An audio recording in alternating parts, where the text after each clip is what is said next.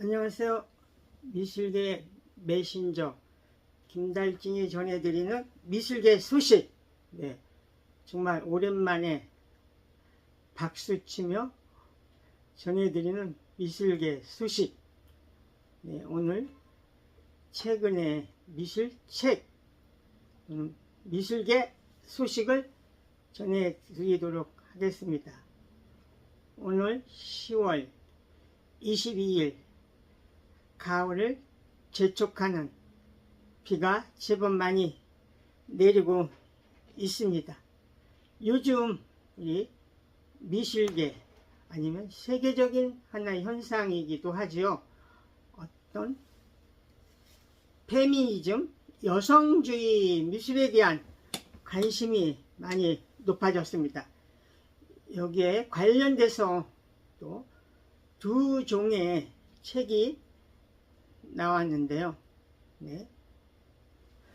9월 30일 미술평론가 김홍희 선생, 경기 도립미술관 서울시립미술관 관장을 역임을 하셨죠. 그 선생님이 경향신문에 전면으로 연재되었던 그 기사를 중심으로 다시 페미니즘 미술 읽기, 한국 여성 미술가들의 저항과 탈주, 이런 제목으로 책이 나왔는데요. 그 여성 미술을 15개의 소주제로 나눠서 한 주제를 2명, 4명에 해당되는 작가들의 이야기죠. 예를 들어서 여성성과 섹슈얼리티, 노마디즘, 디아스포라 미술, 수공예와 민예, 이런 식으로 작가를 소개를 했습니다. 책은 여라당에서 나왔고요.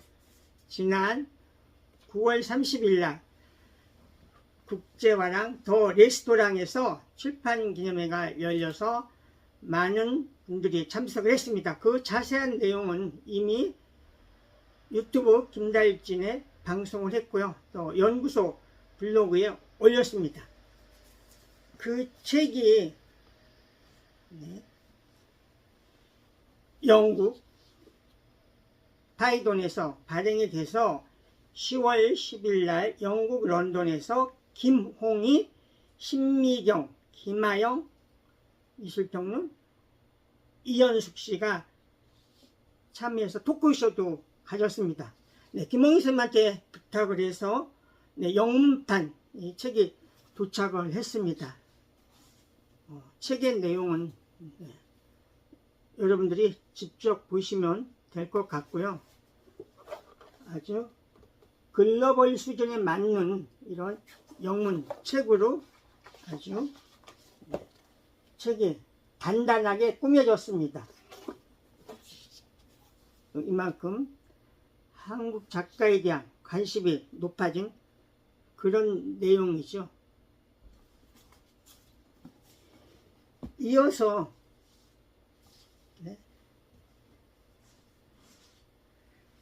그들도 있었다. 현대미술 포럼 윤란진 선생님이 대표 강사죠. 이화여대 교수를 역임을 했습니다. 이 내용은 사실은 달친닷컴에서 2020년 1월 31일부터 2023년 5월 30일까지 오랫동안 한 달에 2명씩 여성 작가들의 이야기를 온라인에 계속 업로드 했었던 것이죠. 이것이 결국 책으로 만들어졌는데요. 이것이 다 끝난 다음에 기금 신청을 했었는데요. 이미 만들어진 책을 지원해주기는 어렵다 해서 그게 책으로 나오지 못했는데요.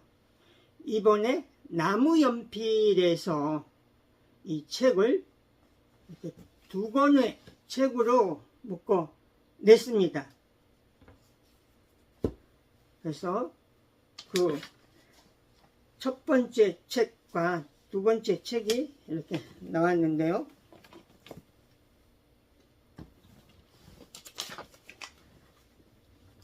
그들도 있었다. 한국 근현대 미술을 만드는 여성들. 1권에는 57명 작가들의 작품이 실렸고요.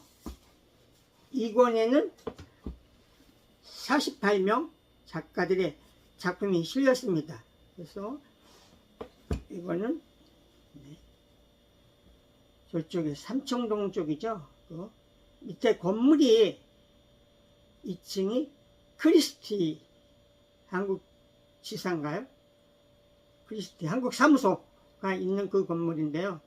산지 갤러리에서 10월 16일 날 11시에 출판 기념회를 했습니다. 정말 많은 분들이 참석을 했었고요. 또 그 내용도 자세하게 유튜브에 이미 방송을 했습니다. 또 관심 있는 분들은 그 유튜브 눌러주시고요. 아트월드 84년인가요? 창간됐던 그 미술세계가 복간됐다가 또 중단이 됐는데요. 이번에는 아트월드라고 제호를 고쳐서 재창간, 통권 1로 정해 붙여져서 나왔습니다. 김한기 선생님을 10여 페이지로 특집을 꾸몄고요. 거기에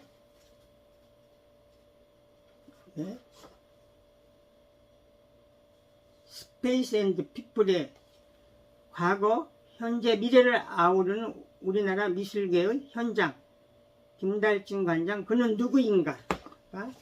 이렇게 인터뷰가 4페이지로 수록이 됐습니다. 저는 이 잡지에 시리얼을 쓰기로 했는데요. 아키비스트 김달진이 50년간 수집한 미술 아카이브를 토파본다. 전시와 주제를 중심으로 되돌아보는 과거와 현재 살아있는 현장 기록. 한 주제를 가지고 과거, 오늘의 시점에서 그 주제를 되돌아보는 이런 내용이고요. 거기에 어떤 자료 이런 걸 충분히 소개하고자 했습니다. 첫 번째가 한국미술 잡지는 어떻게 변해왔는가? 미술 잡지에 대한 이야기. 그동안 한국 최초의 잡지가 1921년에 나온 소아협회 해보 이런 얘기를 했었는데요. 실제적으로는 1917년에 나온 미술과 공예라는 잡지가 있었었죠. 그 잡지의 역사를 쭉 소개한 그런 내용입니다.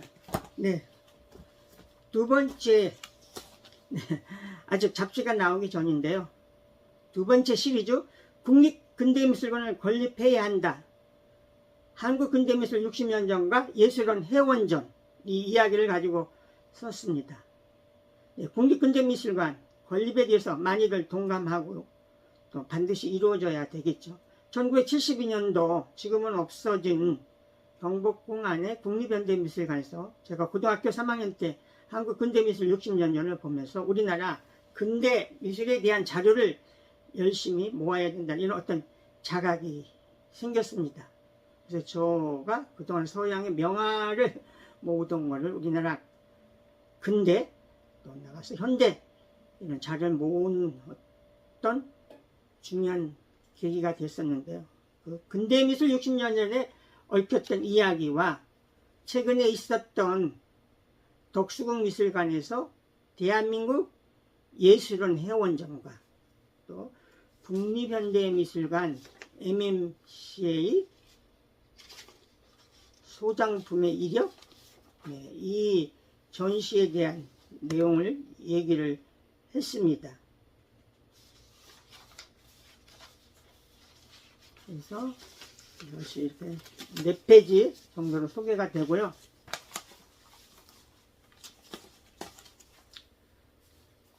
최근에 삼성미술관 리움에서 한국 근현대 미술의 연구 토대를 확장하는 리움 아카이브 시스템 구축 및 서비스 오픈을 이야기했습니다. 10월 21일부터 리움 아카이브 서비스를 오픈합니다. 사실 1세대 미술평론가 이규열 선생님이 근현대 작가 160명의 기증자료, 한국 최초 미술 전문 아카이브인 한국미술기록보존소 수집한 근현대 100명의 생생한 구술사 기록 등 미술기록 8만 5천여 건, 삼성문화재단이 운영한 호암미술관, 리움미술관, 역대 전시 등 미술관의 역사와 발전을 살펴보는 미술관 기록 1200여 건, 그러니까 미술 어떤 자체 기관에 대한 아카이브를 이렇게 동시에 이렇게 소개를 합니다. 네. 이글 기증자료는 해방 이후 1947년 9월에 창간된 한국 최초의 미술 잡지 미술 창간의 원본부터 쭉 소개를 합니다. 근현대 미술 작가 기증자료는 나혜석, 보상봉, 김기창, 이웃태부터 이성자, 최욱경, 박서보, 백남준 등 다양한 작가의 유족과 지인들로 기증받은 기록 자료들이 소장되어 있습니다. 네. 한국 미술 아카이브, 네. 앞으로 김달진 미술자료박물관, 국립현대미술관, 네. 리움미술관 아카이브, 네. 세 개의 기관을 주축으로 또 작년인가요? 개관한 서울시립미술 아카이브, 여기는 한국현대미술 아카이브를 이제 수집하고 이제 시작하는 단계죠. 이런 기관들이 한국미술 아카이브에 대한 이런 관심과 더 큰 발전을 기대합니다. 네, 한동안 논란이 빚어졌던 김그림 선생님의 작품집, 네, 이것이 이번 주에 국립현대미술관에서 발송을 해 주어서 책이 도착을 했습니다. 정가 4만원. 김그림 선생님의 그 화집.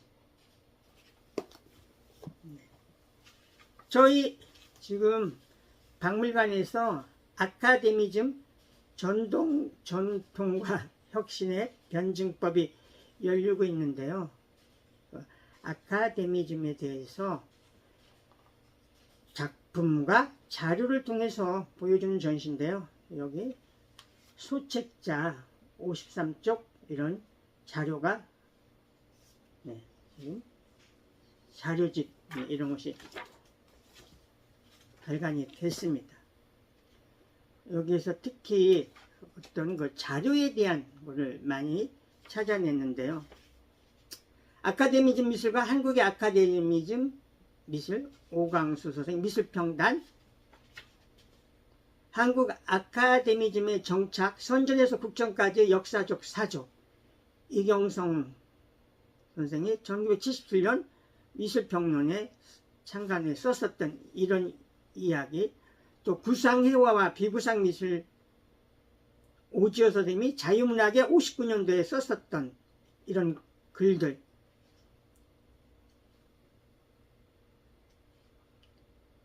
네. 1961년도 사상계 12월에 썼었던 제10회 국전평, 국전의 방향, 아카데미즘과 아방가르드의 양립을 위하여 김병기 선생님의 이런 글, 또 박서보 선생님이 국전에 대한 문제점, 또 국전에 대한 고찰, 국전의 검은백서, 박서보, 월간중앙 68년 10월에 실렸던 이런 것들을 발굴을 해서 함께 보여줬습니다. 미술 아키비스트를 넘어서 미술계 메신저, 네, 김달진이 전해드리는 미술계 소식, 네, 모두 행복하세요. 그 얘기를 하니까 좀 부끄럽기도 하고요. 숨기고 싶은 그런 이야기도 있는데, 저는 야간 고등학교 나왔고, 대학도 34살에 입학을 했었어요.